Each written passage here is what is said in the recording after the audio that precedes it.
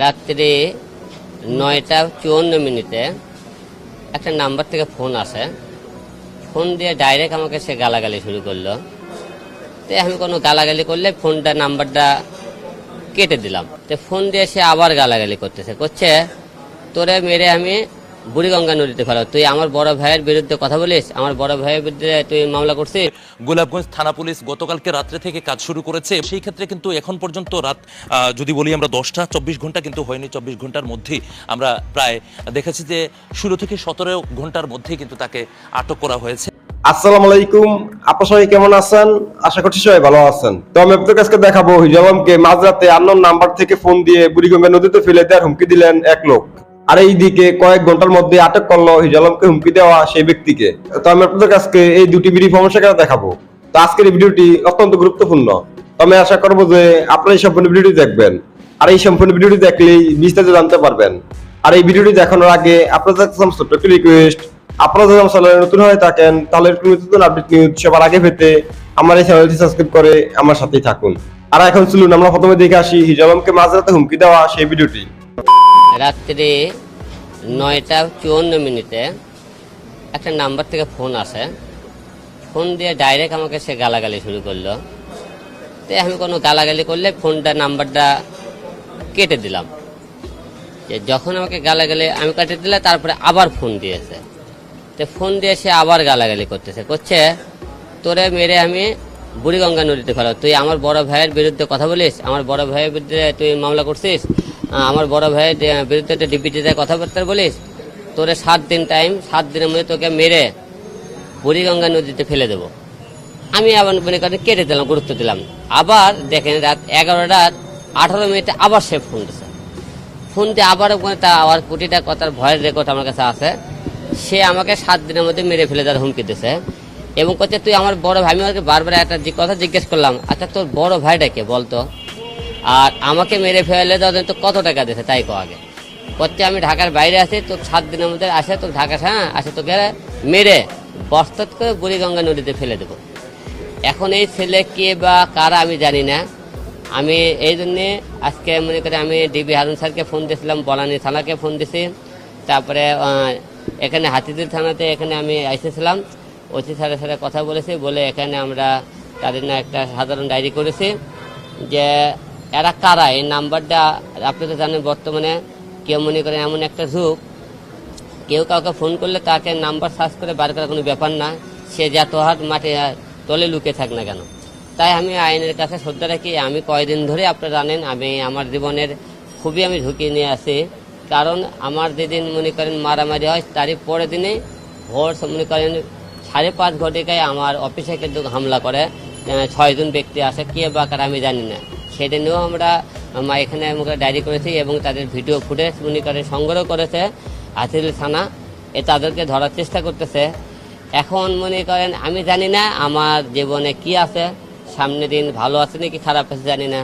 আর এটা বাস্তব, আমরা যে বাস্তবে একটা কথা বলি, এটা সত্যি ঘটনা। এখনকার দুনিয়ার বাস্তবে কেউ সত্যি কথা বলে তার মৃত্যু নাহলে জেলখানা, এই দুইটা হবেই। আর যাই হোক আমার কপালে কি আছে জানি না, আমি শত্রুর উপরে কথা বলে তার মৃত্যু হয়ে যায়।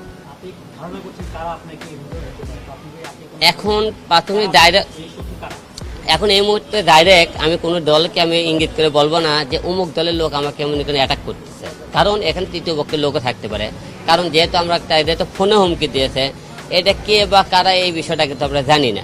তাই আমি কাউকে নাম ধরে আমি বলতে পারতেছি না যে এই লোক আমাকে মনে করে, কিন্তু তারা কিন্তু বারবার একটা কথা বলতেছে, তুই আমার ভাইয়ের নামে মামলা কেন করেছিস, তারপরে তুই হলে ডিবিতে কেন কমপ্লেন করেছিস, তারপরে তুই মিডিয়াতে কেন আমার ভাইকে নিয়ে কথাবার্তা বলছিস। কিন্তু এই ভাইটাকে আমি জানি না। এখন তাকে ধরলে বোঝা যাবে কোন ভাই একে আমার পিছনে লাগাইছে, এটা আমি বলতে পারবো না। এখন পুলিশ এদেরকে ধরলে তারপরে বুঝতে পারবো এই লোকটা কে, কেন আমাকে সে মেরে ফেলে দেওয়ার হুমকি দিচ্ছে, আর কে আমার পিছনে তাকে মনে করে লাগাচ্ছে আমি জানি না বিষয়টা। থানাতে আমরা মনে করি ডায়েরি করে তারা মামলা নিয়েছে এখানে। এখন বাদবাকিরা তারা তদন্ত করতেছে খুবই তাড়াতাড়ি সময়। এখন থেকে রাত থেকে তারা স্পেশাল টিম কাজ করতেছে, খুব তাড়াতাড়ি তাকে ধরার চেষ্টা করতেছে। আপনার জীবন বেড়ে ওঠার কষ্টের কোন জায়গাটা এখনো মনে হলে আপনার মনে হয় ওই দিনটাতে আমি আর ফিরে যেতে চাই না, কিংবা ওই দিনটা মনে রেখেই আপনি সামনে এগিয়ে যেতে চান? আমি এক বেলা না খেয়ে থাকার কি কষ্ট পার করেছি। আমি যখন আমাকে চানাচুর বিক্রি ছিলাম, হকার ছিলাম, মানুষের বাসায় কাজ করেছে, আমি আমার আম্মা কাজ করেছি, এই জীবনটার কথা এখনো ভাবি যে আমরা কত কষ্ট করে আজকে আমি আলম থেকে কি হিরো কাজ হয়েছি। করেছেন আপনার মাকে নিয়ে আপনি? আমার মা মানুষের বাসায় কাজ করেছে, আমি মানুষের বাসায় কাজ করেছি। এরকম কাজ করতে করতে আমরা যখন এত সংগ্রাম করে এসেছি, আসার পরে যখন একটা কষ্ট লাগে যে আল্লাহ সৃষ্টিকর্তা মানুষ সবাই, যখন মানুষ আমাকে ঘৃণার পাত্র দেখে, নিচু করে কথা বলে, তখনই কষ্ট লাগে যে আল্লাহ পাক পৃথিবীতে আমাকে কেন পাঠালা, আর মানুষকে কেন ভেদাভেদ করে পাঠালা, কালো ধলা লম্বা উঁচু টাকা পয়সা এ সমস্ত করে গেলে, তাহলে আমাকে তুমি এত ধিক্কারের পাত্র কেন বানালা। তখন কষ্ট তখন হয়। তারপর তখন না, আল্লাহ আমার চেহারা দেয়নি, কথা বলে হয়তো ভালো, অনেক কিছু মানুষ বলে, কিন্তু আল্লাহ অনেক কিছু আমাকে দিয়েছে, যা টাকা আলা চেহারা আলা অনেক ভালো লোকে এই জায়গাতে রাখতে পারেন। এই জন্যে এখন নিজেকে যখন হাজার দুঃখের কথা মনে হলেও এখন এই দিন কথা ওই দিনগুলো ভুলে যায়। আপনার মা বেঁচে আছেন? মা বেঁচে আছে, বাবা মারা গেছে। আপনার মা তাহলে আপনার এই সফলতাগুলো দেখে খুশি হন তো? হ্যাঁ, অবশ্যই খুশি হয় এবং মনে করেন অল টাইম দোয়া করে। মানুষের তো সবচেয়ে বড় শক্তি তার মা বাবা। মা বাবা। আপনার নিশ্চয়ই শক্তি আপনার মা। জি, মা।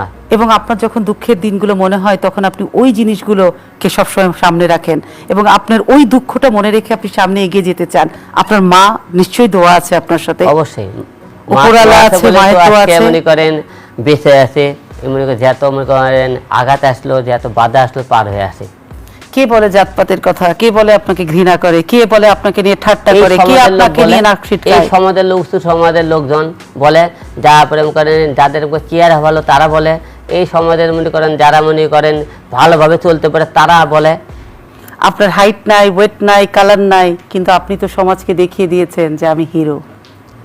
চেষ্টা করেছি। দর্শক, আমরা এই মুহূর্তে আছি হচ্ছে সিলেটের গোলাপগঞ্জ থানায়। নিশ্চয় জানেন যে গতকালকে হচ্ছে সিলেট থেকে একজন বা কেউ একজন ফোন করে হিরো আলমকে, সামাজিক যোগাযোগ মাধ্যমে যিনি ইতিমধ্যে ভাইরাল, হিরো আলমকে হত্যার হুমকি দিয়েছিলেন। সেই অপরাধে হচ্ছে গতকালকে হচ্ছে হিরো আলম হাতিরঝিল থানায় একটি জিডি করেন। এই জিডির প্রেক্ষিতে কিন্তু হাতিরঝিল থানার ফরওয়ার্ডিংয়ের মাধ্যমে গোলাপগঞ্জ থানা পুলিশ গতকালকে রাত্রে থেকে কাজ শুরু করেছে এবং গতকালকে রাত থেকে কাজ শুরু করে আজ বিকেল 3:30 নাগাদ হচ্ছে আবু আহমদ নামের এই গোলাপগঞ্জের ভাদেশ্বর ইউনিয়নের দক্ষিণ ভাগের একজন বাসিন্দা যাকে গ্রেফতার করেছে। আমরা যতটুকু জেনেছি যে সে একজন শিক্ষার্থী, সিলেটের এমসি কলেজে পড়াশোনা করছে।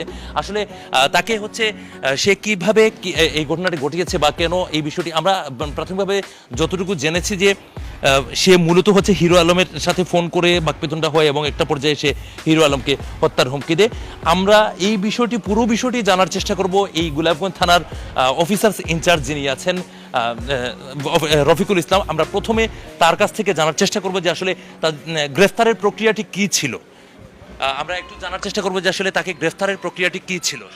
আমাদের মাননীয় পুলিশ সুপার মহোদয় জনাব আবদুল্লাহ আল মামুন স্যারের দিক নির্দেশনায় কালকে রাত থেকেই আমরা এই বিষয়ে তৎপর ছিলাম এবং কালকে থেকে আজকে প্রায় বিকাল 4:30-5টা পর্যন্ত আমরা এখানে অবস্থান করছিলাম তাকে গ্রেপ্তারের জন্য।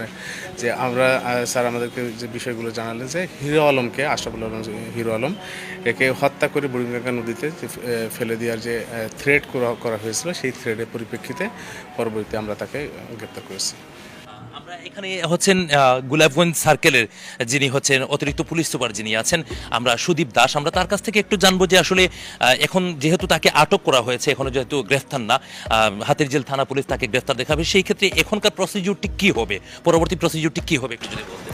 আমরা হাতিরঝিল থানা পুলিশের কাছে আমরা ওকে বুঝিয়ে দিব, যেহেতু জিডি হয়েছে ওইখানে, তো জিডির যে আইনগত প্রক্রিয়া এটা ওই থানা করবে, আমরা তাকে হাতিরঝিল থানার কাছে বুঝিয়ে দিব। আসলে মূলত হচ্ছে যে হিরো আলমকে যে হত্যার হুমকি যেটি দেওয়া হয়েছিল গতকাল থেকেই কিন্তু পুলিশ কাজ শুরু করেছে। রাত 10টার দিকে জিডি হয় হাতিরঝিল থানায় এবং এই জিডির প্রেক্ষিতে কিন্তু কাজ শুরু করে পুলিশ। হাতিরঝিল থানা থেকে যে ফরওয়ার্ডিংটি এসেছিল গোলাপগঞ্জ থানায়, সেই ক্ষেত্রে কিন্তু এখন পর্যন্ত রাত যদি বলি আমরা 10টা 24 ঘন্টা কিন্তু হয়নি। 24 ঘন্টার মধ্যেই আমরা প্রায় দেখেছি যে 16 থেকে 17 ঘন্টার মধ্যেই কিন্তু তাকে আটক করা হয়েছে এবং এখন বর্তমানে হচ্ছে আইনি প্রক্রিয়া তারা যেটি নেয়ার কথা সেটি নেবেন, যেটি আমরা দুজন পুলিশ কর্মকর্তার মুখ থেকে জানলাম এবং এই প্রক্রিয়ার মধ্য দিয়ে কিন্তু হাতিরঝিল থানা পুলিশের কাছে শেষ পর্যন্ত তাকে হস্তান্তর করা হবে। তো গোলাপগঞ্জে থানা পুলিশের মাধ্যমে হিরো আলমকে হত্যার হুমকিদাতা যে আবু আহমেদ, সে দক্ষিণ ভাগ এলাকার বাসিন্দা ভাদেশ্বরের, তাকে যে আটক করা হয়েছে তার সর্বশেষ তথ্য। তো আমি আশা করছি যে আপনারা সম্পূর্ণ ভিডিওটি দেখেছেন। তো আপনাদের যদি এই বিষয়টি নিয়ে কোনো মতামত থাকে আমাকে অবশ্যই কমেন্টে জানাবেন। আর আপনারা যদি আমার চ্যানেলে নতুন হয়ে থাকেন তাহলে আমার এই চ্যানেলটি সাবস্ক্রাইব করে আমার সাথেই থাকুন। তো দেখা হচ্ছে পরবর্তী কোনো একটি ভিডিওতে। সে বন্ধু সবাই ভালো থাকবেন, সুস্থ থাকবেন। আল্লাহ হাফেজ।